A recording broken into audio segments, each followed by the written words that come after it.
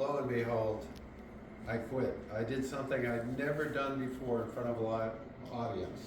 I said, if you want to hear the rest of my story, please come to the division contest. And I walked off stage. I know, but I endured that shame in order to continue my education. Because of that, I was able to go on and compete at the division and district levels, where I got whooped every single time. But at every level, I got better. I'm here tonight to persuade you guys that the next time you see a speech contest, sign up. Don't play it safe, because you will regret it. You'll get stronger, you'll get better. And to prove it, I'm going to offer you 3 critical lessons learned tonight that I'll never forget. Lesson number 1. Oh yeah. Practice in front of real people. You got to practice in front of to prepare for my area debacle. I practiced in front of a mirror with a stopwatch, and that did not prepare me for the adrenaline surge or the interruptions that come with speaking in front of a contest audience. By the time that yellow light went on, I was 30 seconds behind schedule.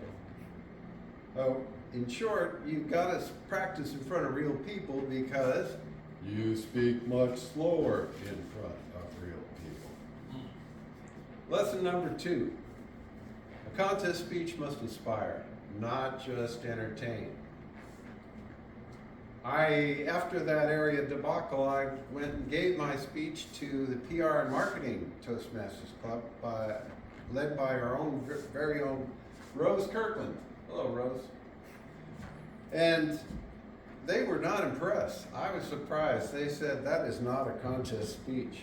Rose put it very well. She said, Carl, what I heard was a boy meets girl, boy gets girl, boy loses girl, boy meets up with girl later, girl dies story. Where's the inspiration? Well, apparently my heartfelt love story was about as compelling as a $2 Hallmark card. So I had to decide, what was it that I learned from my story that could help other people? It wasn't a romance, it was what the girl taught the boy: to live decisively, to live boldly, to keep my hands on the wheel. So I rewrote my speech around that message, and gave it to Honolulu Toastmasters in front of none other than Bobby Cavallo, who evaluated me and declared it a contest speech. Oh, much to my relief. Oh, to put it simply, a contest speech must linger. You must give the audience something that follows them home. My final and third lesson from this adventure is that you must conserve your energy so that you peak at the right time. Boy, was I excited to go to that division contest to redeem myself. I was talking everybody up before the contest, including Nelson, and just having a great old time.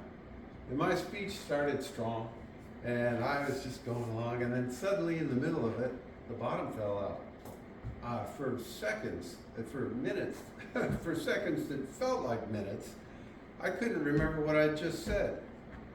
Fortunately, I got the aircraft pointed back up before it crashed and landed that speech on time. But it was as though I'd run out of fuel mid-flight. I would have one more chance to improve at the district contest. My speech was locked and loaded, ready to go. The problem? I was burning the midnight oil with Claude Code. After 50 years of software engineering, suddenly I was 10 times more productive, and I was drunk with power. The day before my speech, I was tired. There was no room for error, but the errors, they did come. Error number 1. On the way to orientation, with just minutes to spare, suddenly a huge charity march loomed up in front of the car, and it took us 45 minutes to circumvent it, and I missed orientation with Nelson, which is a definite pleasure. If you've never had it, he does a great job.